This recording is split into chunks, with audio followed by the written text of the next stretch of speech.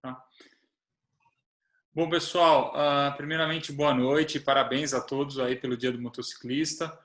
Obrigado aqui pelo espaço para falar um pouquinho. Todo mundo me ouve? Eu estou vendo o Rodrigo Leite. O Rodrigo fez um joinha, então está ouvindo. Bom, pessoal, obrigado aí pela oportunidade. Essa é uma palestra que eu faço normalmente pelo Destino Incerto e pela TRX também. Essa palestra ela tem 3 horas, tá? Como a gente tem o tempo reduzido, eu vou fazer de uma forma diferente. Normalmente eu deixo ela bem aberta, bem interativa. Eu vou passar ela bem rápido, eu vou passar as telas rapidamente, comentando, e eu vou deixar para o final para vocês entrarem em contato, fazer as perguntas, e aí a gente vai direcionando para o que vocês têm mais interesse, tudo bem? Olha só, fazendo uma apresentaçãozinha rápida de quem eu sou, né? Vou começar por baixo. Faz 10 anos só que eu ando de moto, só que assim que eu comecei a andar de moto, eu me apaixonei por viagem de moto. Fazia uma viagenzinha no final de cada mês. No final do primeiro ano, eu já fui para o Ushuaia de moto, sem saber nada, fazendo tudo errado, aprendi muito no caminho. Voltei para cá, decidi que queria trabalhar com isso, comecei a guiar umas viagenzinhas aqui e ali. Apareceu a Triumph com um programa de experiência, de levar os clientes da marca para viajar, e eu comecei aí a trabalhar no mundo do mototurismo, né? Tem 8 anos já que eu estou na empresa, então já fiz muito roteiro aqui no Brasil, América do Sul. Conforme eu estava comentando, teve um ano aí que praticamente eu fiquei o ano inteiro na Europa fazendo os roteiros, guiando os roteiros na Europa.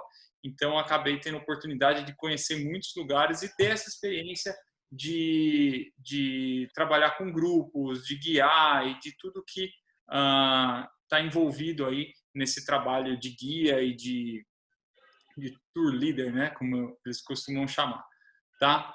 E minha telinha caiu, mas eu tenho o celular aqui para fazer a cola. Peraí. Não, tá bom, é que eu estou vendo se está entrando gente e aí eu estou cuidando aqui. Tá? Não, mas eu tenho o celular aqui também. Se precisar tirar a tela, eu tenho suporte. Não, tá bom. Tá? Bom, desde que eu comecei a pilotar, também comecei a escrever matéria, então já fui jornalista da revista Moto Adventure. Hoje em dia, publico todo mês na revista Motociclismo. Conforme eu comentei agora há pouco, sou voluntário no projeto social do Rally dos Sertões, instrutor de pilotagem também e faço palestra. Estou tentando passar bem rapidinho por isso daqui, tá? E eu também tenho um canal que chama Destino Incerto. Não sei se vocês conhecem. Nesse canal, o tema é só mototurismo. Então, temos conteúdo no YouTube, no Instagram, live e tudo mais. Depois eu deixo meus contatos com vocês. Quem quiser saber mais, quem quiser seguir, eu explico como, tá bom? Acho que já podemos passar 2 telas.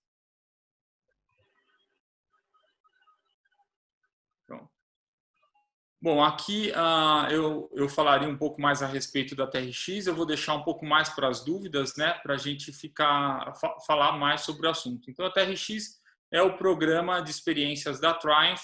O bacana desse programa é que ele é idealizado pela Triumph, mas a gente aceita pilotos de qualquer marca, não tem nenhum tipo de discriminação nesse sentido, e piloto que não tem moto, eventualmente quer experimentar uma Triumph, pode locar uma moto com a gente, tá? Pode passar, por favor. Aqui é o calendário dos tours que eu vou guiar até o carnaval do ano que vem. Os tours longos, tá? A gente faz também, partindo de São Paulo, passeios todo final de semana, normalmente sábado e domingo também, tá? Eu posso falar um pouquinho mais no final da palestra também. Pode passar, por favor. Eu vou passar essa telinha também. Vamos para a próxima. Bom, pessoal, o tema do conteúdo que eu trouxe hoje é planejamento de viagem longa, tá? Muita coisa aqui serve para viagem mais curta também. Eu tenho outras palestras também, pilotagem. Hoje a gente vai meio que se ater. Planejamento de viagem. Seguindo lá, então, pessoal. Primeiramente, por que viajar?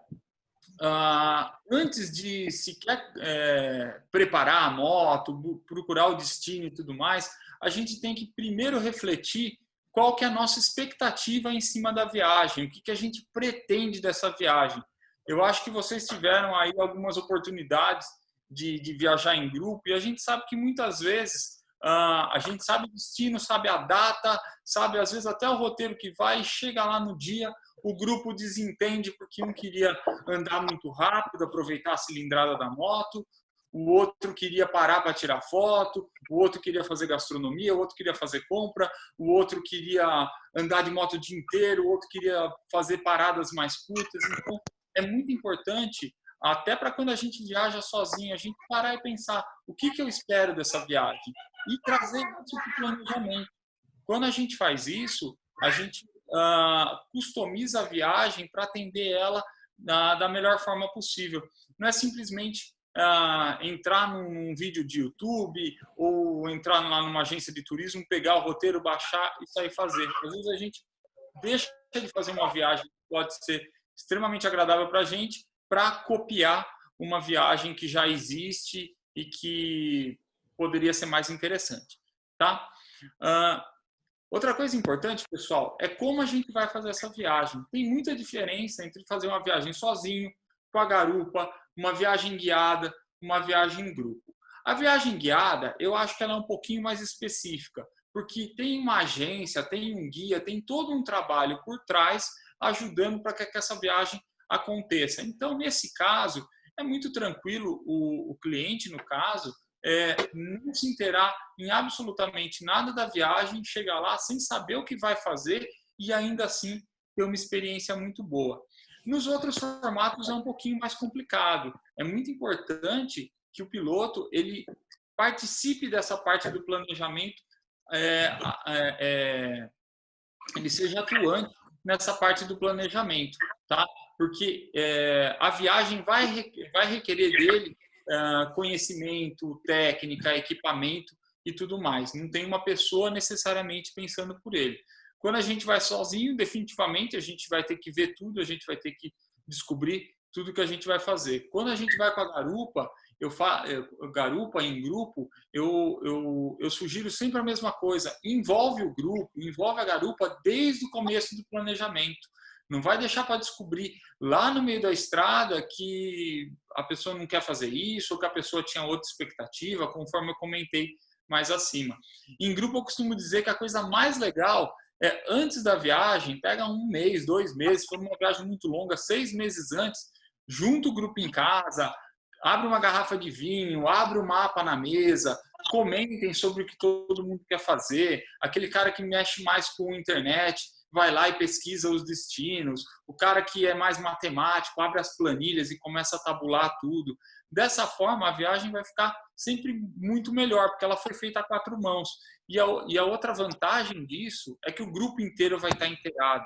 Então, aqui eu até faço uma brincadeira. Talvez o líder do grupo não precise mais, o cara mais experiente do grupo, ele não precisa ir na frente, porque o grupo sabe o caminho. Às vezes o experiente ele pode ir atrás dando suporte, uma vez que talvez ele saiba mais de mecânica ou de primeiros socorros ou de alguma coisa específica, tá? Mas a gente sabe que muitas vezes isso é utopia, é uma pessoa, 2 lá no grupo que vê tudo e o grupo todo chega na hora para fazer o passeio. Não sei se é o caso do grupo de vocês ou não, eu nunca tive experiência de motoclube. Se eu estiver falando alguma coisa muito fora do contexto de vocês, eu até vou pedir para vocês me interromperem, tá bom?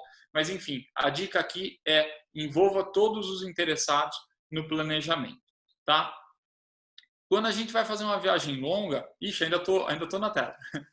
Quando a gente vai fazer uma viagem longa, mais importante do que o destino, né? Antes de decidir o destino, a gente tem que pensar no tempo que a gente tem para fazer essa viagem, até para ver se o destino é viável ou não. Então, quando a gente cruza o tempo e a pegada que a gente pretende fazer essa viagem, a gente começa o tempo que a gente tem e a pegada da viagem, a gente começa a considerar quais destinos são possíveis, tá? Então a gente define o quilômetro diário que a gente pretende rodar, a gente quer andar muito forte, quer andar muito no dia ou não, quer andar só no período da manhã para de tarde curtir o destino que a gente está chegando. A gente tem que sempre levar em consideração as condições da estrada. Deslocar para uma rodovia é muito diferente de deslocar por uma serra, e mais diferente ainda de fazer um deslocamento por estrada de terra. A gente tem que considerar as paradas de acordo com as autonomias da moto, ou mesmo a condição física e a vontade dos pilotos, né? Eu sempre sugiro fazer parada a cada 200, 250 quilômetros. Por quê? Porque senão a viagem tende a não render. O melhor jeito de perder tempo numa viagem é parado no posto de combustível. Quanto maior o grupo, isso vai ficando pior, porque é mais gente para abastecer, é mais gente para pagar, é mais gente para esquecer a chave, é mais gente para ir no banheiro. Então, essas paradas vão ficando muito longas. Então, eu sempre sugiro, pare menos e aproveite mais a parada, né? Então, a gente consegue fazer paradas com mais qualidade e parando menos vezes, né? Uma dicasinha rápida aqui, tentar sempre programar para um dia de muito deslocamento, 60% antes do almoço. Dessa forma, a gente acorda mais cedo, viaja com um tempo bom. Normalmente, o trânsito de manhã nas estradas é melhor também. E a gente tira aquele peso, aquela pressão psicológica de ter que chegar, de estar atrasado e tudo mais. E a gente sempre tem que levar em consideração que pode furar um pneu, pode ter um imprevisto, pode ter uma estrada bloqueada, que vai consumir aí 1, 2 horas do dia. Então, a gente sempre tem que ter esse tempo de gordurinha aí, tá? Para viagens muito longas, eu sugiro sempre, a cada 3 dias ou 4 dias de viagem no máximo, ficar um dia parado num lugar. Então, dormir 2 noites no mesmo lugar. E tentar casar esse lugar com lugares turísticos, né? Então, tá indo lá para o Ushuaia, fica 2 dias em Bariloche, fica 2 dias em Alcalafate, fica 2 ou 3 dias no Ushuaia. Então, nesse dia, você vai poder, eventualmente, resolver algum problema que você percebeu durante a viagem, a moto está vazando alguma coisa, o meu equipamento não está funcionando, explodiu algum pepino lá no escritório, lá no Brasil, ou se tudo estiver sob controle, vocês aproveitam o dia num lugar turístico. Esse dia também é muito importante por outros 2 motivos. Tendo esse dia parado a cada 5 dias no máximo, vocês só precisam levar 5 trocas de roupa, porque nesse dia vocês deixam a roupa para lavar. Quem não gosta aí de lavar roupa toda noite, no banho e tudo mais, deixa na lavanderia do hotel, ou se for um lugar simples do interior do Brasil, procura uma lavadeira local ali, ou eventualmente lava você sua roupa, põe no varalzinho lá, tudo vai secar. Outra coisa legal desse dia é caso por algum motivo, alguma coisa de errado na viagem, a gente atrase um dia na viagem, quando chega nesse dia parado, a gente consegue voltar para o nosso cronograma e aí a gente não perde, eventualmente, os hotéis que a gente já agendou. Tá bom? Ainda com o tempo, que é uma coisa muito importante, sempre pensar na época adequada para a viagem que a gente vai fazer. Por exemplo, quer ir para o deserto do Atacama, tem que tomar muito cuidado com a época de inverno, porque a Cordilheira dos Andes, mesmo no verão, é muito comum a gente pegar temperatura negativa, ou pelo menos 0 graus ali. No inverno, a cordilheira fecha, então corre muito risco de chegar na cordilheira e não conseguir passar para o Chile, ou estar no Chile e não conseguir voltar para o Brasil. Isso pode demorar alguns dias. Isso é só um exemplo, né? Então, temporada de chuva pode prejudicar muito a viagem, tem época que parques não abrem, tem época que tem muita gente na estrada, tem época que não tem ninguém na estrada para ajudar. Então, é muito importante cruzar a questão da época do ano que a gente está indo viajar com o destino que a gente está buscando. Tudo bem? Bom, roteiro agora. O que eu sugiro do roteiro é sempre fazer uma pesquisa extremamente detalhada dos pontos de interesse, que hora que abre, que hora que fecha, como que é para chegar, qual o melhor horário e tudo mais. Normalmente, quando a gente faz a viagem longa, a viagem de 15, 20 dias, muitos de nós, por conta do trabalho, a gente tem um tiro no ano só para fazer essa viagem. Então, quanto mais você se programa, mais provavelmente a gente não vai se ser surpreendido de uma forma ruim. chegar num parque que está fechado, ou numa estrada que não passa, ou ter algum tipo de problema. Então, as pessoas costumam dizer para mim, pô, Tom, seu programa chama Destino Incerto e você vem falar para mim que viagem tem que ser extremamente planejada, aí a aventura, descobrir o roteiro durante o caminho. Pessoal, isso não tem absolutamente nada a ver com planejamento. Planejar deve sempre ser feito com todo o tempo que a gente tem, com todas as ferramentas que a gente tem. O que acontece é que quando eu chego num lugar e eu descubro algo novo e eu tenho vontade de pegar um caminho novo, eu tomo essa decisão com mais informação. Essa é a vantagem de ir planejado. Não quer dizer que ir planejado eu tenho a minha viagem gestada. Então, na dúvida, sempre planeje, porque planejar pode ser aí uma situação divertida, uma coisa legal de ser feita. Tá bom? Bom, principalmente quando está em grupo, quando tem autonomias diferentes de moto, já prevê as paradas para abastecimento. Eu vou mostrar uma planilhinha que eu tenho, tá umas celas mais abaixo. Eu entro em todos os postos, vejo se tem conveniência, se aqui no Brasil eu ligo em todos para ver se tem banheiro limpo e tudo mais, para chegar lá na hora e não ter erro, tá? Checar local para pernoite, alimentação, visitação, atividade. Lembrando que hotel é sempre uma questão. Agenda os hotéis ou não agenda os hotéis. O que eu costumo fazer é, logicamente, se eu estou indo com um grupo, eu já deixo tudo preparado, tudo pronto. Agora, quando eu estou indo sozinho ou quando eu estou indo com amigos, o que eu faço? Eu pego ou no final de semana ou no feriado, nos destinos mais turísticos, e eu já reservo o hotel.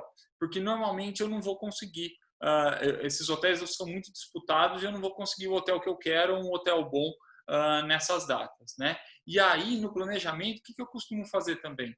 Jogar o dia do destino turístico no meio da semana. Essa é uma grande sacada. Por exemplo, Capitólio, Minas Gerais. Se eu for lá no final de semana andar de barco na represa de Furnas, vai estar lotado de barco, aquela barulhada e tudo mais. O lugar é um paraíso, vai estar parecendo um inferno.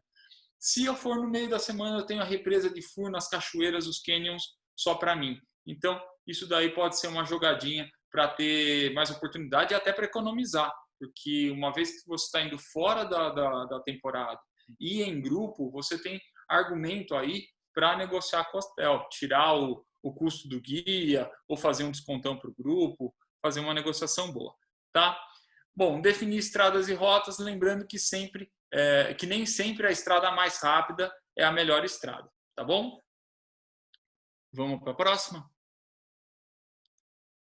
Pessoal, aqui rapidinho, eu coloquei um mapinha aqui para a gente falar um pouco em cima de uma imagem. Levar em consideração sempre a geografia do lugar que a gente está indo, se a gente vai subir montanha, se a gente vai para a região chuvosa, o clima aí que a gente vai enfrentar. Então, lembrando que sempre próximo ao Equador, a gente tende a ter as estações do ano mais parecidas entre si. Você não tem um inverno tão rigoroso ou um verão tão rigoroso, é um tanto equilibrado e o dia também ele tem de ter a mesma iluminação, a mesma duração durante o ano todo. Quando a gente vai se deslocando ou para o sul ou para o norte, o inverno tende a ser mais rigoroso e o verão também muito mais diferente do inverno, e a gente tem um inverno com muito pouco aproveitamento de luz do dia. E o verão, por sua vez, conforme a gente vai chegando lá perto da Patagônia, dá 10 horas da noite, o sol tá a pino ainda. Tá? Checar sempre a questão cultural dos locais que a gente vai, né? E também a parte de legislação. Cada país, cada aduana tem a sua necessidade, né? E é bom sair de casa já preparado para não ser surpreendido e ter que deixar um dinheiro a mais lá para correr atrás de alguma situação. Em relação à cultura, uma situação interessante que a gente tem é a diferença de Argentina e Chile. Para a gente, normalmente a gente pensa que é tudo a mesma coisa, a gente está indo para a Patagônia, para Atacama, vai ficar ali cruzando da Argentina para o Chile, mas eles têm uma questão cultural bem diferente. Eu digo que um piloto, para se resolver bem na Argentina, ele tem que ser um cara muito bom de conversa, muito flexível, muito agilizado, porque no norte da Argentina a gente tem ainda uma situação de polícia corrupta, que o pessoal chega e vai inventar uma história ali para tentar extorquir alguma coisa. Uma pessoa que é safa, que fala bem, que é flexível, se resolve muito bem na Argentina. Porém, quando chega do lado do Chile, se ele não tiver com a documentação toda certinha, tudo em dia, não tem conversa que resolva. Do lado do Chile, é preto no branco. Então, a melhor situação é ir correto, com documentação correta, todo preparado, e também saber conversar, saber se resolver, não ficar à mercê eventualmente de algum policial corrupto, tá? Relevo influencia demais, principalmente quando a gente fala de Cordilheira dos Andes, né? Então a gente tem a questão do clima. Então às vezes o pessoal pensa, estou indo para Atacama, que é deserto, vai estar 50 graus, só vou levar roupa ventilada, só que vai ter que passar pela Cordilheira dos Andes. Chegando na cordilheira, tem a questão do mal da altitude também, então é melhor não pegar leve com a bebida, ficar pouco tempo em altitude. Então, alguns cuidados que a gente tem que ter aí em relação a relevo também, tá bom? Pessoal, estou passando bem rápido, depois nas perguntas eu tiro mais dúvidas, tá? Próxima tela, por favor. Pessoal, aqui uma planilhinha que eu faço quando eu levo o grupo, tá? Eu coloco absolutamente tudo que eu posso de informação para na hora, se precisar, tá super à mão. Isso daqui eu compartilho com o grupo, todo mundo tem a informação, tá? Eu deixei aqui só para ilustrar, não vou detalhar não. Próxima tela, por favor. Bom, pessoal, quando a gente fala de preparação para a viagem, tem essa questão do planejamento e tem a questão do piloto também. Então, o que é importante? O piloto está muito preparado para se resolver na estrada, independente do que aconteça. E aí eu sempre destaco o último item que eu coloquei ali. O piloto tem que estar com a mente preparada. E o planejamento de viagem traz essa tranquilidade para o piloto, porque ele vai ter argumentos para tomar decisão. Então, isso tem que vir de encontro também com a experiência do piloto. Então, normalmente, quando o pessoal fala para mim, Tom, nunca viajei de moto, quero fazer uma viagem longa, qual a dica que eu mais dou? Faça viagens curtas. Quanto mais você andar de moto, mais você cria repertório, mais você aprende, mais você fica íntimo da moto, íntimo da estrada e consegue ter a mente mais saudável para fazer a viagem. Não adianta nada o piloto estar com a condição física excelente, estar extremamente bem equipado, ter feito todos os cursos e chegar na hora e ficar nervoso, ficar agitado e não conseguir tomar decisão. Ou passar a viagem inteira com a cabeça estressada, e aquela viagem que era para ser ótima, ser ruim. Então, com informação e com a experiência em cima das motos, andando de moto, a gente vai trabalhando muito bem a mente. Tá? O que eu recomendo para absolutamente todo mundo, quem não fez, se quer tirar uma dica daqui, eu sugiro que faça, fazer um bom curso de pilotagem on e, se possível, um off-road também. Tá? Pode andar de moto há meses, pode andar de moto há 50 anos, pode ter dado volta ao mundo de moto. Se não fez um bom curso de pilotagem, vai entrar no curso, vai entrar um piloto, vai sair um piloto muito melhor. Eu garanto isso para vocês. Às vezes a gente fica praticando erro e isso limita que a nossa pilotagem cresça, tá? Um bom curso de pilotagem vai acabar com os nossos vícios e vai fazer a gente pilotar melhor, tá? E a gente pode ir sempre se instruindo com mais informações anexas às viagens de moto. Aprender navegação, aprender primeiros socorros, saber mecânica básica de moto é importantíssimo para não depender do guincho para tudo, né? Sobrevivência também, para quem gosta de fazer mais aventura, meteorologia e por aí vai. Quanto mais souber, melhor. E sempre estar bem preparado fisicamente, né? Vai fazer uma viagem de 20 dias, de um mês, faz um check-up inteiro, 6 meses antes, a gente não decide de um dia para o outro que vai fazer essa viagem, com bastante antecedência, começa a fazer um exercício físico, melhorar a alimentação, porque em cima da moto a gente tem uma condição hostil para o corpo, é como se a gente realmente estivesse praticando um esporte pesado, tá? E aí, em relação ao check-up, eu dou sempre o exemplo, imagina viajar 20 dias com a dor do dente lá do palestrante que não pôde fazer a palestra hoje. Imagina ter que passar por deserto e por neve com o dente doendo ou com alguma coisa doendo. Então, melhor a gente já se preparar antes para não enfrentar isso, tá? E equipamento, pessoal, eu acho que isso daqui é chover no molhado, mas tem gente que ainda não presta atenção nisso. Então, um bom capacete, né? Capacete fechado ou escamoteável, sendo que o escamoteável, que é aquele que abre, o escamoteável, que é aquele que abre, o interessante é sempre, quando está em movimento, fechar o capacete. Então, o capacete é para abrir quando chega no posto de gasolina, para falar com alguém, para respirar um pouco, entrou em movimento, fecha o capacete. Luva é importantíssimo, é o segundo item mais importante aí da lista. Quando a gente vai para o chão, a primeira coisa que vai para o chão é a nossa mão, o tecido da nossa mão não está preparado para abrasão com asfalto. Calça, jaqueta e bota, sempre técnico de moto. Tá? Uma calça e uma jaqueta técnica, elas são preparadas para abrasão, tem as proteções no lugar certo, são certificadas para que quando você cai a proteção continue no lugar certo, protegendo vocês. E a bota técnica de moto também é pensada. Dá para fazer uma palestra sobre a bota de moto de tantos itens ali que são específicos para cair de moto. Não é só comprar um coturno ou a bota de aventura e achar que está preparado. A bota de moto ela é feita para os acidentes mais recorrentes que podem acontecer ali com o pé do piloto. Capa de chuva, eu não saio de casa sem a minha, para uma viagem curta, para uma viagem longa. O tempo ele é sempre imprevisível. Se vai fazer uma viagem longa, ainda mais no Brasil, que é um país tropical, é bem provável que vá pegar chuva. E a capa de chuva é um dos melhores itens para dar conforto térmico para o piloto, porque a capa de chuva é um ótimo corta-vento. Tá? Então, sempre que a gente viaja de moto, a gente pensa em andar com um equipamento compacto e leve, e a capa de chuva é muito útil nesse sentido. E aí, pessoal, conforme vai esfriando, o ideal é levar pouco equipamento, porém o equipamento certo. Então, quando eu chego lá no dia que eu vou cruzar a Cordilheira dos Andes, o que eu vou fazer? Eu vou colocar a minha segunda pele, que é aquele tecido que cola no corpo, que ele vai bem justo ao corpo, que é baratinho, normalmente tudo que não é técnico de moto eu encontro na Decathlon, que é uma loja super barata e tem esses produtos, tá?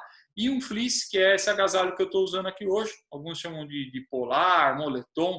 Então, se você tiver uma segunda pele, um fleece, o equipamento de moto, vai estar com a jaqueta com proteção e a capa de chuva, olha, pode fazer 5 graus aí que vocês não vão ter problema com a temperatura. Em relação à calça e à jaqueta, eu sempre levo o mais ventilado possível.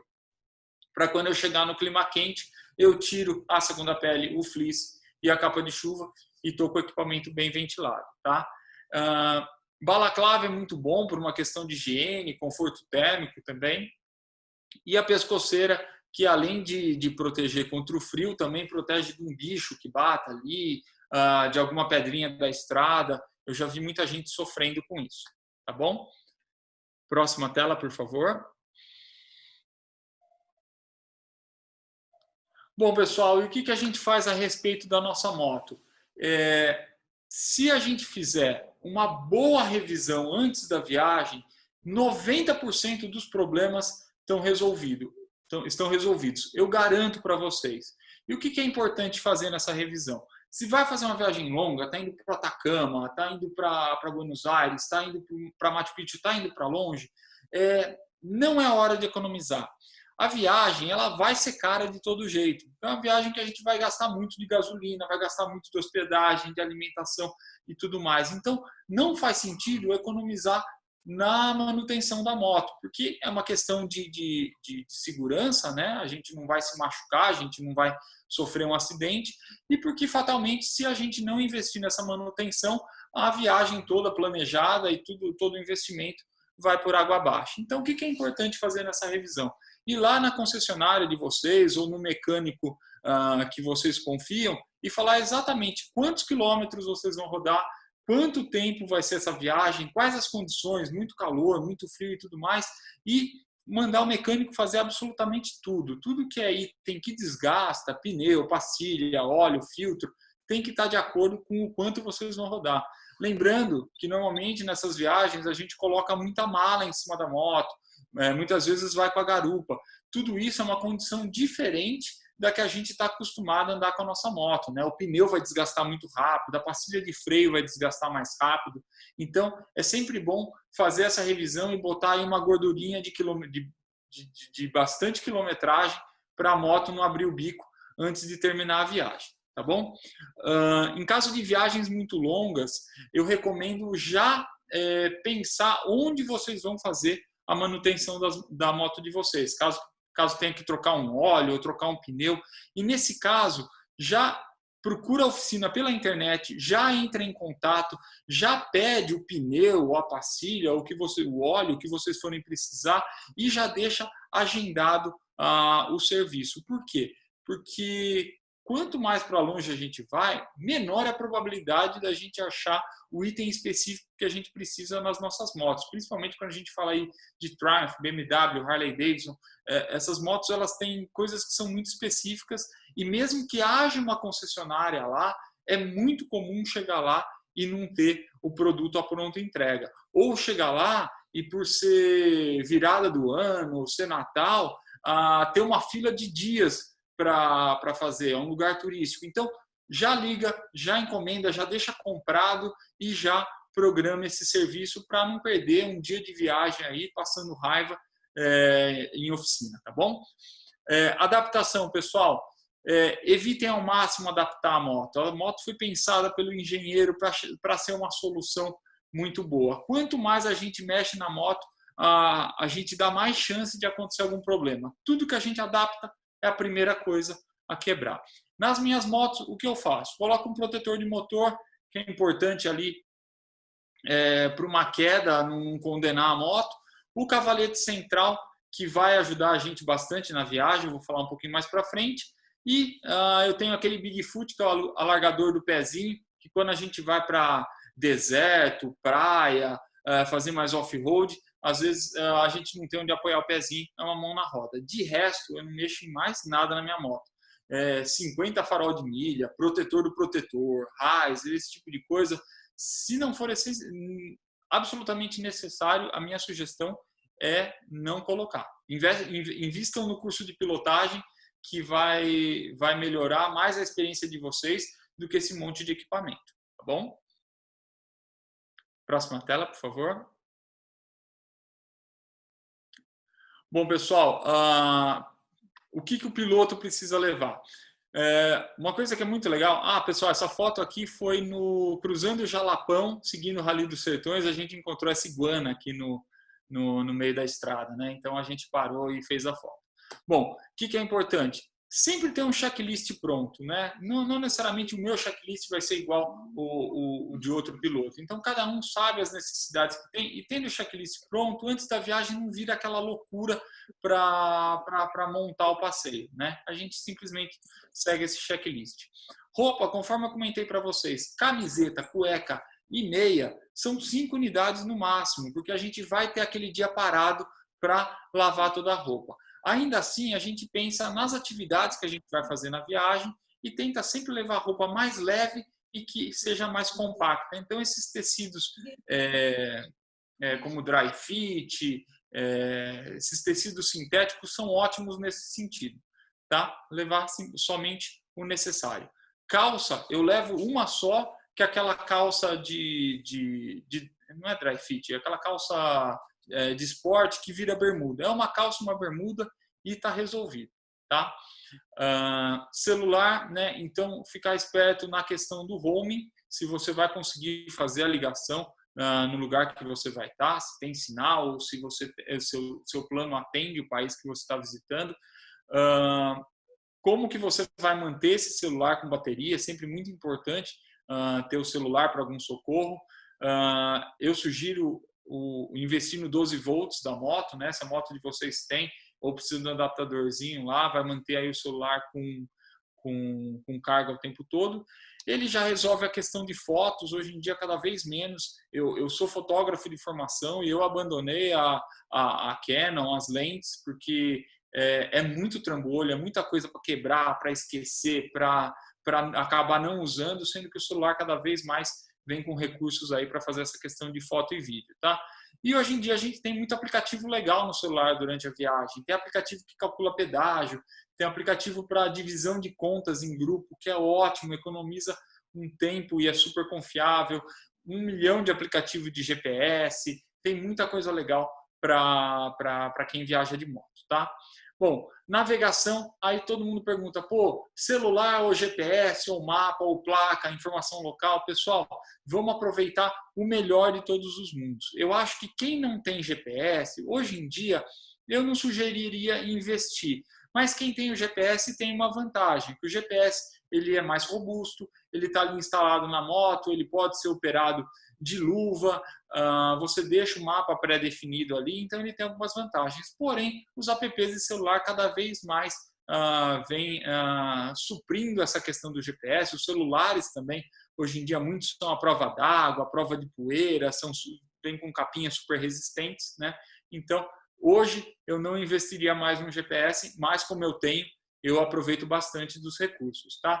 Mapa é sempre muito interessante quando a gente vai fazer estrada de terra, porque no GPS e no celular é difícil você ver a legenda do que é terra do que não é terra. Então, o mapa atualizado, ele é o mais confiável. O mapa eu sempre compro em posto de gasolina já no destino que eu estou. Então, eu entro na Argentina, compro o mapa do norte da Argentina. Chego no Chile, compro o mapa do norte do Chile. Chego na Patagônia e assim por diante, tá? Com o GPS a gente parou de olhar a placa na estrada. As placas estão lá e as placas estão sempre atualizadas. É uma informação que cada vez menos a gente usa, mas está lá. E eu gosto muito de pegar informação local, né? Então, de acordo com onde a gente vai, é muito difícil, normalmente em lugares não tão turísticos, né?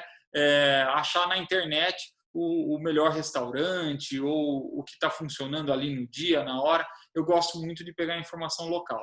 Lembrando que informação local, a gente sempre tem que tomar cuidado para quem a gente está perguntando e não cair numa emboscada, né? Então, de acordo com o que eu estou perguntando, eu sempre triangulo a informação, pergunto mais para um, para outro, e eu evito deixar entender para que lado eu estou indo, para não correr algum risco de assalto e tudo mais, né? Então, por sorte, nunca tive problema com ninguém, mas eu costumo tomar esse cuidado. Tá? Pessoal, segurança é muito importante, levar o contato de todos os participantes do grupo. Eu sempre faço um formulário lá no Google Forms, que é facinho de fazer, onde eu pego dado médico de todo mundo, telefone de contato e tudo mais, né? Então, todo mundo ter essa informação de fácil acesso, talvez até imprimir, deixar ali na malinha de tanque, e deixar sempre alguém avisado que não está viajando, né? A pessoa vai sabendo qual é a evolução da viagem e normalmente aí eu sugiro deixar uma pessoa que seja aquela pessoa agilizada, né? Não avisar pai e mãe quando pai e mãe é desesperado ou filho e filha, pegar realmente uma pessoa que seja sóbria e na hora do problema seja bem articulada para resolver. O spot, quem tiver a oportunidade, principalmente quando vai para lugar mais remoto, é muito bacana que ele vai passando aí a evolução da viagem automaticamente, tá? Dinheiro, sempre levo cartão de crédito habilitado para o país que eu estou indo, mas sempre levo a moeda local. Normalmente eu troco em dólar no Brasil e na fronteira do país costuma ser o melhor lugar para trocar pela moeda local, tá? E lembrando que o cartão de crédito ele tem a cobrança do IOF, né? Então, às vezes, a gente vai voltar aí e ter uma surpresa em relação aos gastos, tá? O que der para gastar em moeda local, melhor. Alimento é sempre bom ter na moto, água, salgado, um docinho. Não precisa ter em todas as motos, né? Dá para compartilhar as coisas nas motos das pessoas que estão viajando para não levar tanta redundância. E aí, eletrônico, eu deixo uma pergunta para vocês. Precisa mesmo levar o notebook? Não é melhor pegar a viagem, curtir a viagem? Trabalha bastante antes de ir e quando voltar, pega firme de novo, mas tenta aproveitar mais a viagem. Máquina fotográfica também, não sei se hoje em dia é mais necessário. GoPro, vejo muita gente perdendo a viagem tentando configurar GoPro e depois chega em casa, nem baixa os vídeos, nunca mais vai assistir, e sendo que tem outra pessoa que está filmando, que vai fazer o videozinho legal. Intercomunicador também, a pessoa vai durante a viagem, quer entender. Uma dica que eu dou a respeito de eletrônico, se vai levar na viagem, testa bastante antes de viajar. Tem muita gente que chega no outro país e fala, beleza, agora eu estou com meu super GPS Garmin e a hora que liga o GPS não tem o mapa, ou não sabe mexer no GPS. Lembrando que na hora do problema, tentar solucionar sem conhecer é complicado. Então, ou aprende antes e vai já sabendo, ou nem leva. Drone, ainda mais, né? Drone ainda volta bravo porque destruiu um drone, perdeu aí uma grana num negócio e passou a viagem passando nervoso, tá? E sempre viagem leve, né? Onde vocês estão indo? É cidade, é aventura? Se está indo para uma cidade grande, não precisa equipar a moto como se fosse dar a volta ao mundo. Se tem os socorros, tem oficina e tudo mais. Então, sempre ter esse bom senso na hora de decidir o que a gente vai levar e o que a gente não vai levar, tá? Próxima tela. Flávio, 8h45, posso tocar? Pode tocar, a gente tá com tempo aí. Eu vou receber. Eles abriram mais tempo para a gente. Vamos lá, vai tocando. E tá legal o ritmo. Tudo bem? Tudo bem, para mim tá bom. Vamos lá, pessoal. Você quer abrir para perguntas um pouquinho? Então eu vou continuar, porque a gente já está indo para os finalmente, e depois aí eu deixo totalmente aberto a pergunta. Eu só vou pedir para vocês, o que for surgindo de dúvida, já deixa anotadinho do lado, que aí a gente volta. Tudo bem? Bom, o que levar para a moto? Um bom kit de ferramenta, e o kit ele tem que ser otimizado para a sua moto. Não adianta levar todas as ferramentas do mundo se a sua moto não tem aquela furação, não demanda aquela ferramenta. Então, já pensa aí um kitzinho que vai atender as principais necessidades da sua moto em específico, tá? E aqui do lado eu deixei um exemplo do kit que até a TRX, que é a agência que eu trabalho, ela vende para a Tiger 800, né? Ela já tem as furações pensadas aí exatamente para a moto. Aí para as outras motos a gente também tem o kitzinho. Eu coloquei aqui de exemplo, tá? Para a relação da nossa moto, lubrificante, limpa corrente, para o pneu, aquela canetinha de pressão, o macarrão no caso do pneu sem câmera, né? Levar o macarrão e também saber usar, né? Se não souber usar, leva da mesma forma, porque vocês podem encontrar com outro motociclista ou com alguém que possa dar esse suporte para vocês. Eventualmente ele não vai ter um macarrão, mas você tem. No caso do pneu com câmera, o Tire Repair é muito útil, né? Muitas vezes já me salvou a vida. Quem tem 12 volts na moto, um compressorzinho compacto, né? Eu não sei se vocês estão me vendo aí na tela, mas desse tamaninho aqui, bem fininho, já resolve o problema, já enche o pneu. E câmera reserva também. Câmera reserva eu sempre levo só se eu estou indo para lugares onde eu não vou ter suporte, tá? Porque ela é mais volumosa. E aí, durante a viagem, a gente tem que sempre fazer a manutenção da nossa relação e do nosso pneu, né? No caso, a relação de quem tem a transmissão por corrente, né? Quem tem cardan e correia esquenta um pouco menos a cabeça. Então, todo dia lá de manhã ou a cada 500 quilômetros mais ou menos, passa lá o lubrificante na corrente, principalmente se tomou chuva ou se pegou estrada de terra, é bom dar uma limpadinha na corrente antes ou usar um lubrificante off-road para que a corrente dure mais, tá? E o pneu, eu sugiro sempre levar aquela canetinha que mede pressão de pneu. Isso daí encontra em borracheiro na estrada, que aí evita ter que ir até o posto de gasolina, ir até ao compressor e testar. Você já testa de manhã na saída do hotel, da pousada, do camping, de onde vocês dormiram, porque a pressão do pneu é sugerido que a gente teste quando o pneu está frio, né? Depois que a gente roda, o pneu esquenta, a pressão aumenta e aí já não é tão confiável a pressão que vocês vão ter lá. Tudo bem? Quebra-galho, né? Headlamp, aquela lanterninha de cabeça muito útil na hora do problema, à noite você tem as mãos livres para fazer a manutenção da moto de vocês. Aqueles extensores de lona de caminhão ou aqueles stripes, cinta para prender os baús. Eu gosto muito dos extensores porque eles são baratinhos, você compra de 10, 20, com criatividade você salva o mundo com aquilo. É absurdo as coisas que dá para fazer, inclusive uma aranha para prender. se souber, tiver a manha ali com o extensor, faz muita coisa. Silver Tape, Tie Up, Super Bonder para prender as coisas, arame, WD-40. Ah, Tom, vou levar tudo isso? Não, são algumas coisinhas aí que é pequeno ali e de repente, com um pouco aí de destreza, vocês resolvem problemas, tá? Alicate de bico é sempre muito bom. Alicate de bico ajuda a tirar o prego do pneu. Às vezes está lá, você acha o prego no pneu, você não consegue tirar o prego de jeito nenhum ali. Tá? Chave inglesa é uma chave aí que resolve vários tamanhos de chave, né? Um canivete é uma coisa sempre útil. Fusível e lâmpada são coisas pequenas e difíceis de achar nos destinos que vocês vão. Então, não custa nada levar uma extra, né? Sacola plástica é útil, principalmente se for pegar chuva, todo o equipamento não for estanque, né? Vocês colocam dentro da sacola, amarra, já vai manter aí a carteira, o celular à prova d'água.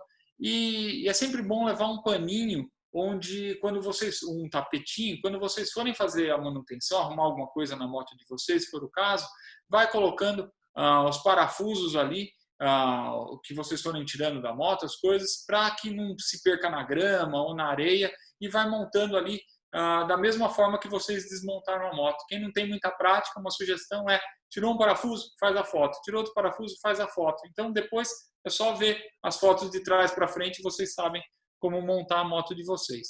E combustível extra, pessoal, é raro a necessidade de combustível, tá? A não ser que vá fazer algo muito drástico, num lugar muito emo, com um pouco de pesquisa, vocês vão perceber que é muito rara a necessidade de levar combustível extra, tá? Então, e principalmente, se for levar o combustível, leva só o galãozinho, deixa para encher lá próximo de onde vocês vão fazer a aventura, vão ficar, sei lá, 2, 3 dias andando para o meio do mato e tudo mais, tá bom?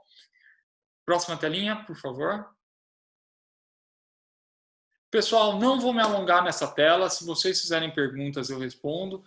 Curso de primeiro socorro é sempre bom, tá? Montem um kitzinho e mesmo que não saibam o que fazer com o kit, levem. Às vezes chega uma pessoa lá que sabe os procedimentos, pega o teu kit e ajuda vocês, tá bom? Pode passar, por favor. Pessoal, isso é muito interessante. E tudo que eu falei aqui, como que a gente dispõe essas coisas na moto, né? Então, algumas coisas que a gente tem que estar atento, né? Montar a moto de forma organizada, porque na hora que a gente precisa, às vezes a gente precisa com muita urgência, né? Então, se vocês organizaram, se tem uma lógica na disposição da bagagem, vocês vão acessar com facilidade. Normalmente, quando eu vou com baú lateral, eu faço o baú da viagem e o baú do hotel. Então, no baú da viagem vai ter absolutamente tudo que eu possa vir a precisar durante a viagem. Minhas ferramentas, minha capa de chuva, o compressor, tudo que eu vou usar durante a viagem. Na outra mala é tudo que eu vou usar no hotel. A outra mala eu só vou abrir quando eu chegar no hotel. Dessa forma eu já consigo organizar muito bem. De forma prática, né? Então sempre pensar o que eu vou mais utilizar e o que, quando eu precisar, vou precisar com muita urgência. E isso deixar a primeira mão. No meu top case, que vai lá, o baú traseiro que vai atrás da minha moto, a primeira coisa que está lá é o chinelo Havaiana, porque quando eu chego no restaurante, no lugar que eu vou parar um pouquinho, eu já tenho um shorts por baixo da minha calça de moto, eu já tiro a calça, já coloco a Havaiana, já estou super à vontade aí para descansar. Às vezes o clima está quente, então a primeira coisa que eu preciso e que eu vou precisar em toda a parada um pouquinho mais longa vai ser meu Havaiana, então ele é a última coisa que fica em cima do meu top case, tá? Kit de primeiros socorros é uma coisa muito importante de estar sempre à mão, né? Sempre colocar no mesmo lugar, dessa forma na hora da necessidade a gente já vai direto onde precisa, e pensar na ciclística e no peso, né? Distribuir esse equipamento na moto. E aí, pessoal, entra um conceito que chama triângulo de carga, que eu não sei se vocês já conhecem, estão habituados, né? Eu vou pedir para vocês imaginarem uma linha que vai do eixo dianteiro da primeira roda até a cabeça do piloto, o eixo traseiro da segunda roda e fechando embaixo entre os eixos, tá? Tudo que está dentro desse triângulo está num lugar onde a ciclística da moto é otimizada, porque está mais concentrada num lugar que é ótimo botar peso. Tudo que está mais para fora desse triângulo deve ser evitado, ou se for utilizar levar alguma coisa ali, tem que ser coisas leves. Então, o que está totalmente fora do triângulo? O top case, aquele baú que vai lá atrás. Então, ali a sugestão é: nunca usem aquele baú muito largo, usem o baú menor e coloquem ali coisas mais leves, porque tudo que a gente coloca lá atrás cria um peso que está muito separado da moto e na hora que a gente for fazer a curva e tudo mais, aquilo lá vai ficar jogando de um lado para o outro, vai atrapalhar um pouco. O melhor lugar possível para colocar a bagagem é no saco estanque, no banco de trás da moto, ali onde o garupa senta. Se vocês estão indo sem garupa, é o melhor lugar para colocar, tá? O problema do saco estanque é que quando vocês vão ficar longe da moto, eventualmente pode passar alguém e roubar, ele não tem como ser preso, mas ali é o melhor lugar para colocar. A mala de tanque também é muito interessante porque ela está muito à mão, então ali eu costumo colocar as coisas que eu uso de acesso rápido, né?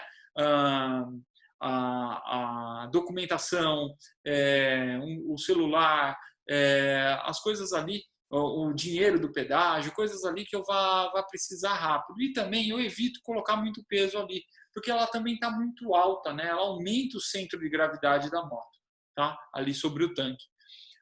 Os baús laterais, quando eu viajo sozinho, eu não levo. Eu só uso o baú lateral se eu tiver com garupa ou se eu for acampar. O baú lateral, quando a gente analisa pelo triângulo de carga, ele é um bom lugar para colocar coisas, principalmente quando você coloca na frente do baú. Porém, o baú lateral ele cria muito rastro para a moto. Então, ele vai aumentar o consumo de gasolina, ele vai aumentar o consumo do pneu. E quando a gente chegar num ambiente urbano, a gente vira carro muitas vezes, porque não dá para passar com o baú num corredor mais estreito ali, tá bom? Além do que, quem quer aproveitar a pilotagem da moto, a ciclística da moto, o baú lateral atrapalha bastante, tá? Deixa eu ver o que eu não falei aqui. Mala tanque, sax tanque, top case.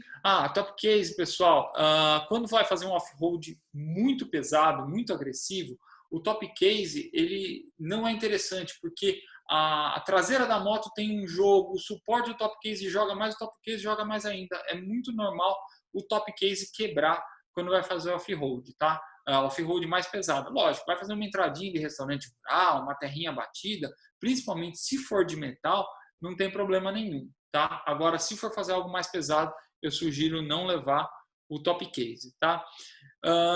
Calça e jaqueta da moto é interessante para colocar o grosso do dinheiro, um documento que não pode perder, algo que, se acontecer alguma coisa com a moto, com algum bagageiro, se sumir alguma coisa, vocês nunca vão perder, porque está junto de vocês, tá? O que é importante é nunca levar coisas pontiagudas ou afiadas, porque se acontece um tombo de moto, essa coisa pontiaguda pode perfurar o piloto, né?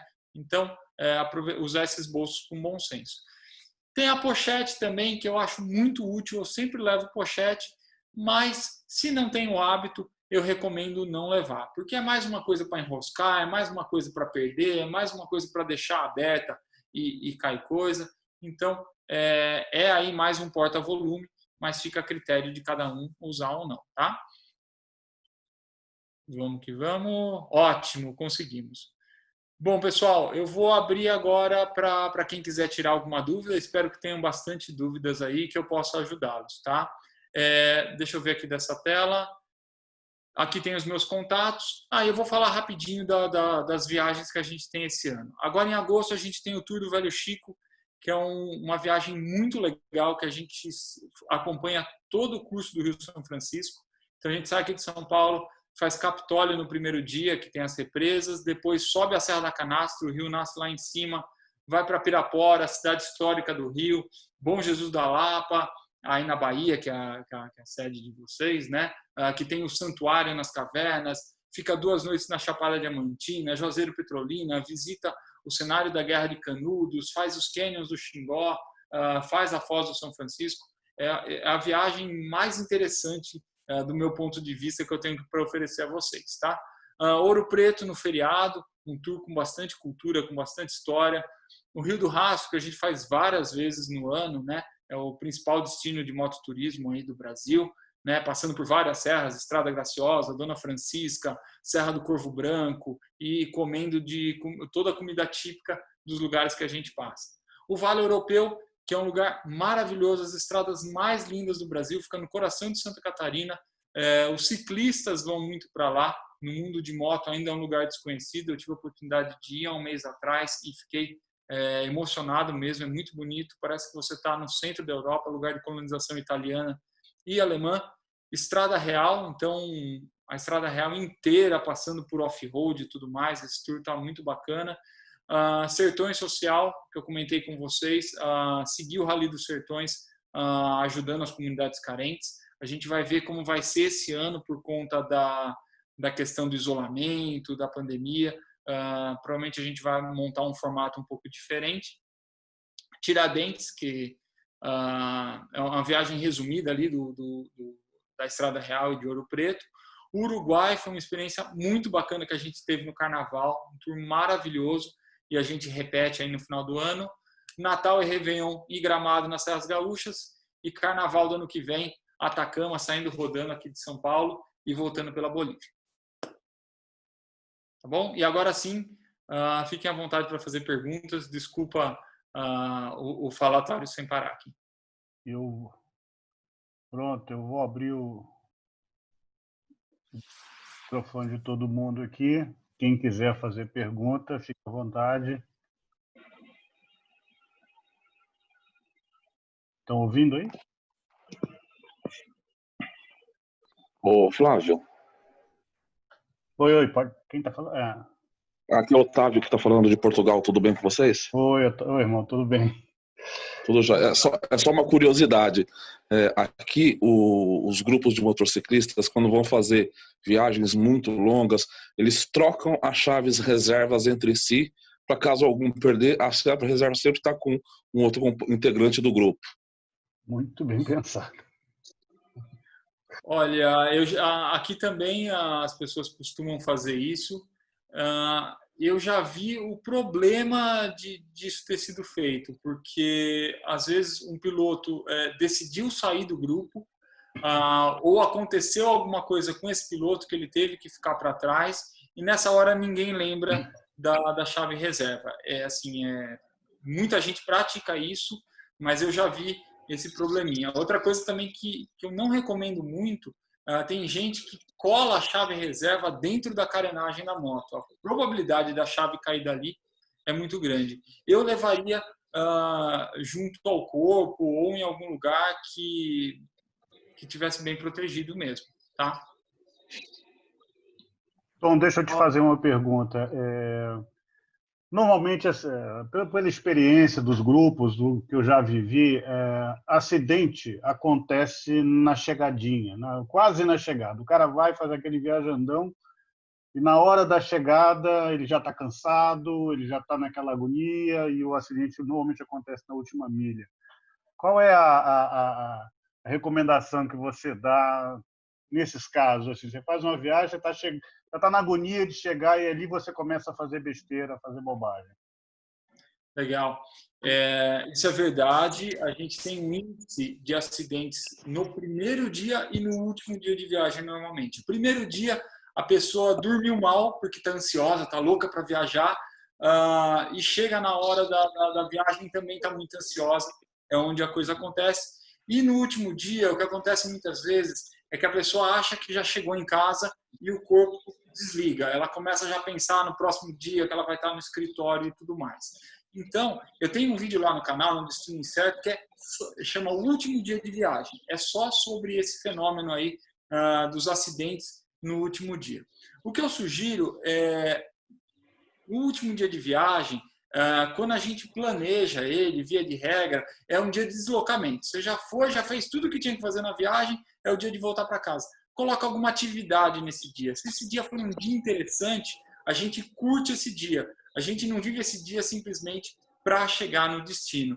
E a gente tentar manter a nossa mente na estrada, tá? Então, olhar as placas, se entreter com tudo que tem na estrada. Eu já sofri um acidente com esse fenômeno aí do último dia. Eu estava vindo de Minas Gerais, tinha rodado 600 quilômetros no dia, passado por estrada super difícil, estava a 30 quilômetros de casa, bati atrás de um caminhão, porque estava desatento, porque já estava pensando nas coisas do dia seguinte do escritório. Então, tentar se manter atento na moto, na pilotagem. Quando eu chego no bairro aqui em casa, todo final de semana eu guio o grupo, né? Então eu chego, eu deixo lá, deixo as motos tudo certinho, despeço de todo mundo, arrumo tudo e vou para casa. Nessa hora, minha cabeça já está na minha cama. Tô na live. Então, eu entro no bairro falando, eu não cheguei em casa, eu não cheguei em casa, eu não cheguei em casa. 9 horas, já foi 7 horas. Tem um fenômeno que, assim, quando a gente viaja ou anda de moto, de carro também, por lugares que a gente já conhece, o nosso cérebro, aliás, é uma prioridade no nosso corpo economizar energia. Então, o nosso cérebro chega no bairro e fala, pô, já vi essa rua 10 vezes. Então, em vez dele preencher, ele olhar e trazer a informação para você, ele preenche com uma informação que já está na tua história. Então, é muito comum você tomar uma topada com o carro, fazer um erro muito besta perto de casa. Eu entro no bairro aqui de casa repetindo, eu não estou em casa, eu não estou em casa, eu não estou em casa, para chegar ligado aqui em casa. Aí quem puder assistir o vídeo lá, que aí eu desmembro bastante isso. Fala, Tom, aqui é o Campanati. Queria agradecer aí a oportunidade. Você vai ficar até com você viu que eu mandei para vocês? E o tribunal para Uma coisa que eu comecei a planejar a minha ida para o Ushuaia, estou fazendo isso agora. Estava cogitando de esse ano com o Covid, foi para o Beleléu a agenda. Provavelmente vai para 21 ou 22, acho que 22 vai ser o ano provável. E é engraçado que você mencionou um ponto que até eu queria aprofundar um pouquinho.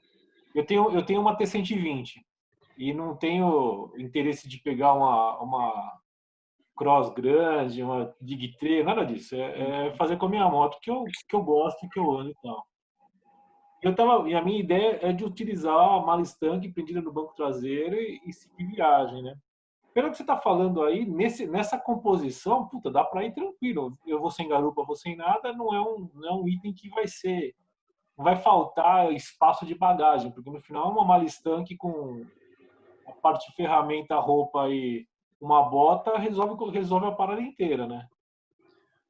Com certeza. Eu viajei bastante com a T120 já, por conta de trabalhar na Triumph. Eu nunca escolho que moto que eu vou, né? Quando tem, eu vou com alguma Big Trail, mas quando não tem uma Tiger, uma 800 ou 1200, eu vou com uma clássica ou com a moto que tiver. E eu adoro a T120, é uma moto super confortável de viajar.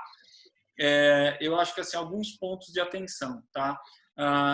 Se der, coloca uma bolha, mesmo que pequenininha. Aquilo, numa viagem tão longa quanto o Ushuaia, vai preservar um pouco o teu pescoço, né? Quanto mais vento você conseguir tirar, melhor. Se você não tem o costume de fazer viagens tão longas, roda muito com a T120. Pega final de semana e se veste igualzinho, prepara a sua mala igualzinho se você fosse para o Ushuaia e faz a viagem no final de semana. Tenta fazer quilometragem. Vai tentando entender qual que é o teu limite em cima dessa moto. Eu estou falando disso porque, assim, toda moto faz tudo, tá, pessoal? Uma 150, quando você chega lá no Ushuaia, é incrível que tem de 150 chegando lá. Não tem essa que tem moto para isso. Obviamente, a Big Trail é mais preparada para viagem? Por uma série de motivos. No caso da clássica, você vai estar um pouco mais exposto ao vento e tudo mais. Então, o ideal é você entender qual o teu limite em cima da moto, quantos quilômetros, quantas horas, para você conseguir fazer um planejamento ideal da tua viagem, para você ter uma viagem confortável, né? Ninguém vai para o Ushuaia simplesmente para chegar lá, é para curtir toda essa viagem. Em relação à bagagem, eu costumo dizer que, assim, se você levar o que você precisa, um saco estanque de 40 litros cabe tudo, tá? Tudo que não couber, vai, de 40 ou de 60, vai, vamos então ser conservador. O de 60 litros. O que não couber no saco estanque de 60 litros é supérfluo, com certeza. Tá? Ou você está deixando de levar algo importante para levar algo que não é tão importante assim. E aí eu reforço a questão de fazer essas viagenzinhas que eu recomendei, porque essa é a forma de descobrir o que é importante, o que não é importante. Tá? Normalmente eu tenho os meus percursos até 800 km é tranquilo. É uma moto que dá para chegar sem ficar muito estourado. Mais de 800 km numa perna só fica puxado. Mas a ideia do sax tanque é uma dúvida que eu estava carregando. Eu falava, cara, não é possível. Será que eu vou ter que pegar uma moto com bagageiro só para fazer? Pelo que você está falando, é suave. Então, no final, é montar e testar na viagem curta mesmo.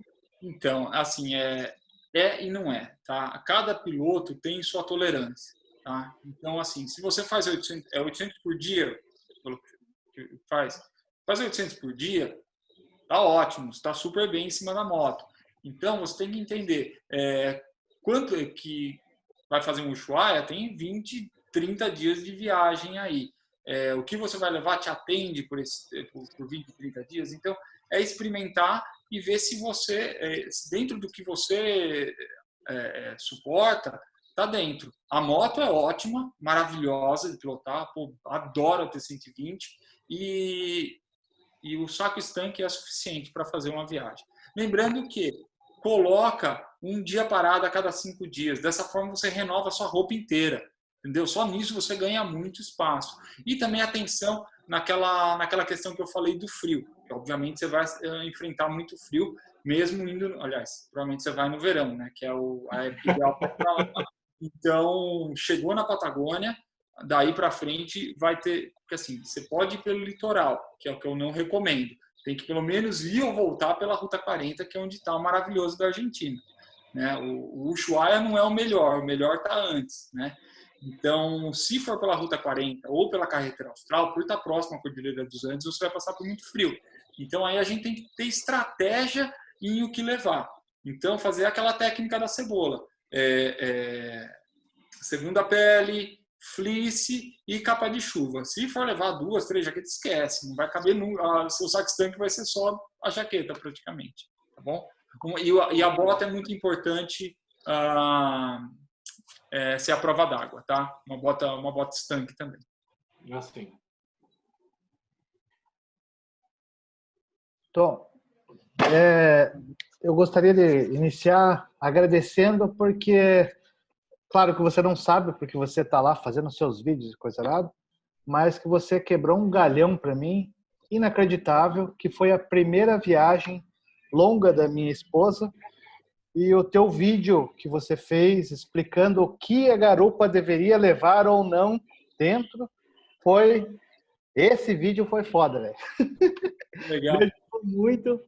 E tirando esse assunto, que eu acho que é interessante, que a gente é um motoclube muito grande, tem do Brasil inteiro, mas a gente acaba fazendo viagens com aqueles que são mais próximos, né? A gente escolhe fazer viagem com aqueles que são mais chegados, normal, isso é normal do pessoal. Que número, o que você acha? Eu, particularmente, prefiro viajar com menos pessoas. Eu acho mais ágil essa conversa de você chegar e conversar, vamos parar em tal lugar, quantos quilômetros, vamos parar a cada 150, a cada 200... No teu dia a dia aí que você faz viagem com uma galera aí, você tem algum número, você tem alguma dica, né, em relação a isso? A quantidade de pessoas, para quem está começando, que sempre tem 2, 3 que nunca viajaram longe e querem viajar, e daí, como é que a gente faz? Olha, eu acho que grupo é uma coisa muito, muito, muito particular. Tem muita gente que 2 pessoas já é muita gente demais. Prefere ir sozinho. Né? E eu, por sorte, eu tive a oportunidade de experimentar várias vezes tudo. Todas as viagens que eu fiz e que eu faço com grupo, eu vou sozinho primeiro e faço todo o levantamento. Tá? Eu guio o grupo, eu consumo viagem em grupo. Às vezes eu vou como cliente em viagem, eu vou em grupo de amigos. E eu, principalmente de um ano para cá, eu viajo muito com garupa. Até fazendo um parênteses, eu acho que você viu, são 2 vídeos, né? Um que eu falo dicas de garupa para garupa e dicas de garupa para o piloto, que aí no do piloto eu puxo a orelha do piloto e no da garupa eu puxo a orelha da garupa, né? E agora, de um ano para cá, a gente tem a Nai no canal, que é a minha garupa, e ela se especializou no tema, né? A gente percebeu que não tem tanta informação na internet para garupa, então quem visitar agora o canal do Sim Incerto já tem uma sequência de quase 10 vídeos falando de garupa. E aí, eu de início eu fiquei meio relutante, falei, pô, será que isso vai ser bem-vindo ou não? As pessoas agradecem muito, porque as esposas estão vindo junto aí, isso é muito bacana. Mas, voltando na pergunta, viagem longa guiada, viagem a partir de 2 dias, eu limito a 8 pilotos, tá?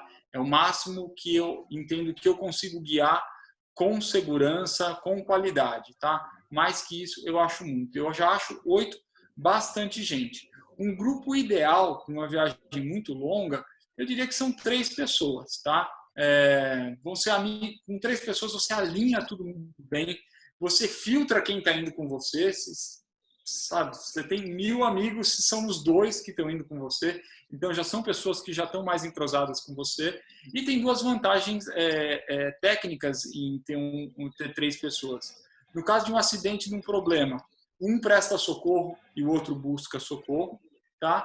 E, por incrível que pareça, e isso é importante, na hora da briga, da discussão, do impasse, é um número ímpar e sai do impasse. Mas essa questão de grupo é muito relativa. Tem gente que viaja em 100 pessoas, se diverte pra caramba, faz um churrascão. Eu acho que o importante é gostar. Agora, a dica que eu dei para o Campanati vale para grupo também, é muito importante. Vai fazer a viagem do ano com o grupo, faça viagens menores com o grupo. É melhor descobrir a 500 km de casa que você não suporta uma pessoa do que sabendo que você vai ter que conviver com ela mais 15 dias, né? Então, faz a viagem antes. E, assim, vai salvar a amizade que vocês tinham de escritório, que pode ser boa e que na estrada não funciona. Bom, então eu acho que a gente pode encerrar. Eu queria agradecer você, agradecer a todos os irmãos que participaram aqui dessa live. Muito obrigado, assim, de novo, porque foi uma coisa imprevista. A gente estava planejando essa live para a semana que vem e por causa do contratempo a gente teve que adiantar, mas eu achei perfeita, muito bacana mesmo. Eu acho que nessa questão de garupa mesmo, eu sempre faço viagem com minha mulher. Eu ainda não assisti esses vídeos, eu vou assistir junto com ela, tá bom? Olha, se for do interesse de vocês, a gente pode fazer uma próxima, a Nai participa aqui também, vocês convidam as esposas também, e a gente faz aí um bate-papo de garupa, abre espaço para elas comentarem também, a gente faz aqui um ringue aqui, e eu aposto que vai melhorar a experiência de vocês aí com garupa também. É uma ótima ideia. O problema é que minha mulher gosta de pilotar. Aí Você vai acabar virando garupa, cuidado aí. É complicado. A relação é complicada. Mas, de qualquer forma, muito obrigado. Obrigado a todos. Eu vou isso está sendo gravado, depois a gente vê então, se a gente pode disponibilizar para o resto do grupo, para quem não participou, e deixar as últimas palavras aí para você, se você quiser deixar algum recado final. É possível ainda fazer mais uma pergunta? Claro, por favor. É o Otávio de novo. É o seguinte, aqui no inverno é muito difícil você pilotar por causa das mãos que praticamente congelam. Aquelas luvas que são luvas aquecidas, você recomenda? Ou você recomenda o punho aquecido da moto? Olha, eu não experimentei a luva aquecida, tá? O punho aquecido, com certeza. Nossa, isso já me salvou a vida várias vezes. Parece bobagem, mas uma coisa que é muito importante, o protetor de manopla, aquilo que fica na frente da manopla, aquilo lá salva a vida também. Aquilo protege muito, porque não é só a temperatura externa, é o vento em contato com a mão, com a luva, que cria um desconforto térmico muito grande, e levar uma luva boa para frio. A aquecida eu nunca testei. Eu sempre sugiro levar 2 pares de luva. um ventilado, que é o que você vai usar todo dia, e o de chuva, que você vai usar ou na chuva, ou no tempo frio, ou quando você perder o ventilado. Piloto novo, a primeira coisa que perde é a luva. Aí quem tem duas tem uma, quem tem uma não tem nenhuma, né?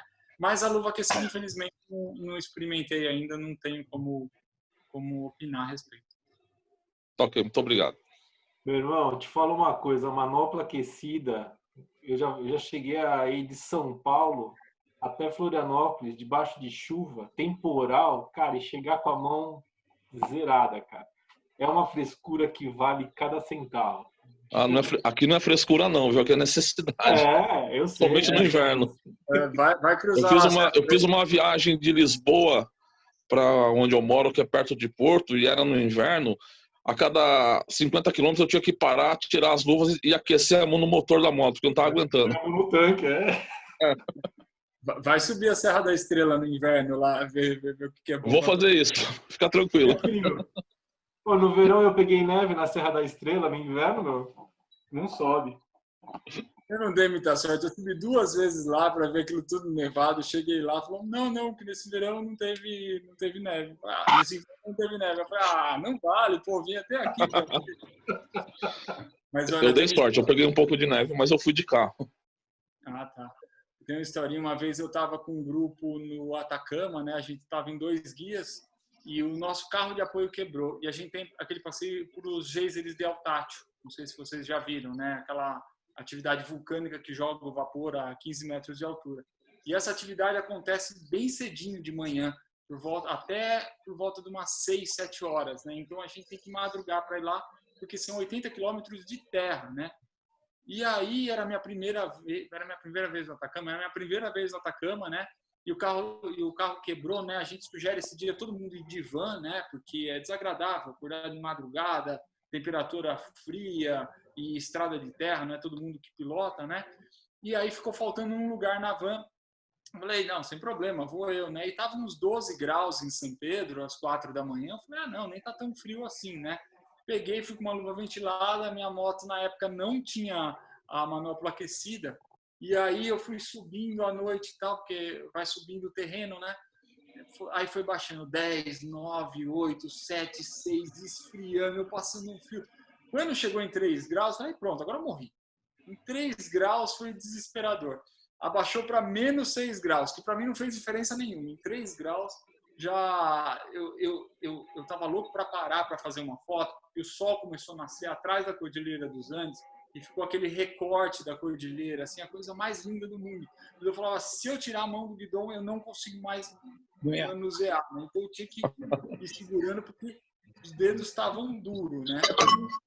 E, nossa, foi uma experiência terrível. Eu acho que a pior experiência com frio que eu já tive, menos 6 graus, com luva ventilada, sem aquecedor manopla, no geysers de Altátil.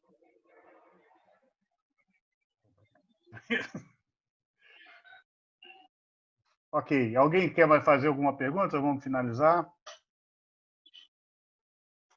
Não? Então, muito obrigado novamente, pessoal. Boa noite para todos e muito obrigado pela presença de todos. Valeu, pessoal. Até obrigado, a próxima. Tchau, obrigado, valeu. Até mais. Bom, obrigado tchau, tchau. aí, pessoal. Parabéns aí, obrigado pela oportunidade. Se inscrevam lá no canal e eu fico à inteira disposição aqui. Quem tiver alguma dúvida ou quem quiser conversar a respeito de viagem, o Flávio tem todos os meus contatos aí, passa para vocês, tá bom? E obrigado pela oportunidade, viu, Flávio? Quando precisar, à disposição. Espero que tenham gostado, tá? Obrigado. Valeu.